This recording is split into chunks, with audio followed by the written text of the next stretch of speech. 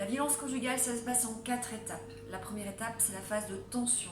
C'est à ce moment que le bourreau va commencer à faire des critiques, des reproches. Il est en permanence, ou elle est en permanence, de mauvaise humeur.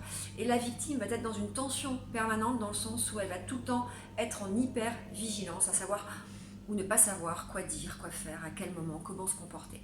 La deuxième étape, c'est l'éclatement de la violence, quelle qu'elle soit, l'insulte physique, c'est pas uniquement dans les gifles, dans les bousculades, dans les coups de pied, mais aussi dans la vaisselle cassée, les coups de poing dans les vitres, dans les portes.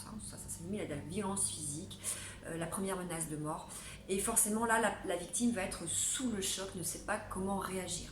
La troisième étape, c'est l'étape de justification et de report de responsabilité.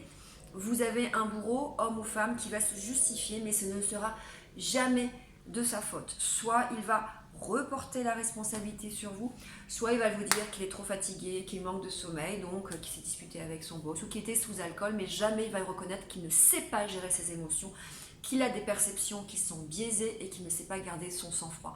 La dernière étape, c'est l'étape de lune de miel et vous pensez retrouver l'homme que vous avez connu à vos débuts de relation et puis forcément vous espérez qu'il redevienne comme avant et vous oubliez tout. C'est quoi la lune de miel? C'est les cadeaux, c'est les attentions, c'est effectivement le prince charmant qui revient. Voilà, j'espère que cette vidéo vous aura été utile.